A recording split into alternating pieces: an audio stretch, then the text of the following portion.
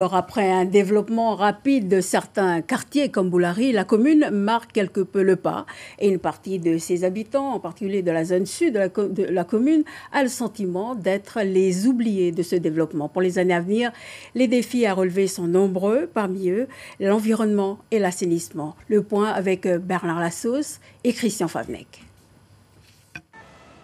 Avec plus de 60% de la population concentrée entre Yaoundé et Boulari, mais aussi entre mer et montagne, l'urbanisation de la commune a atteint certaines limites, environnementales notamment. Ainsi, cette station d'épuration dernier cri ne traite-t-elle qu'une infime partie des eaux usées de la commune. Pour l'instant, il n'y a que les bâtiments neufs qui envoient leurs eaux usées dans cette station d'épuration. Toutes les anciennes constructions rejettent toujours dans l'espace naturel, et dans les mangroves et dans le lagon. Le long du littoral, on dénombre ainsi des dizaines d'arroyos comme celui-ci. C'est les eaux usées de tous les gens qui habitent en amont. Soit à peu près combien de personnes? C'est entre 1800 et 2000 personnes. Pour nombre d'entre eux, l'écoulement des eaux vers la mer ne se fait même plus.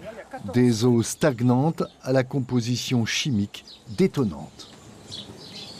Il y a beaucoup de produits de bactéries, des entérocoques, des coliformes fécaux, des Escherichia coli, jusqu'à 24 000 pour 100 millilitres. C'est-à-dire un grand verre, il y a 24 000 bactéries. Boulari, véritable centre-ville, polarise tous les services et autres commerces de proximité. Un modèle de développement né d'une volonté politique qui, aujourd'hui, attire toujours plus de populations. Les populations auxquelles on s'adresse, c'est des populations qui ont des ressources modestes.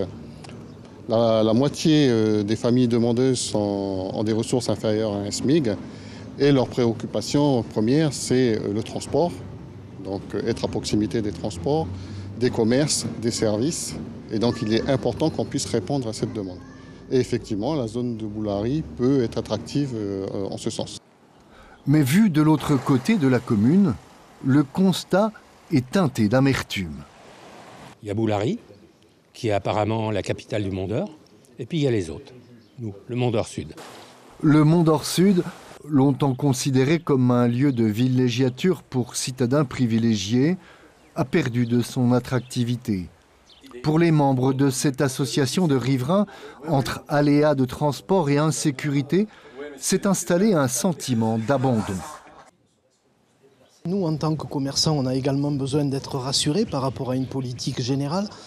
Mais ce que l'on souhaite aussi, c'est avoir justement par rapport à ces difficultés, avoir des aides aussi pour justement nous aider à pouvoir développer nos entreprises et pouvoir donc fonctionner normalement. Mont-d'Or, commune coupée en deux. L'enjeu pour les municipales et au-delà, c'est bien sûr d'assurer la libre circulation des citoyens, mais également de fluidifier un axe routier plus qu'encombré, condition indispensable au développement économique pour tous.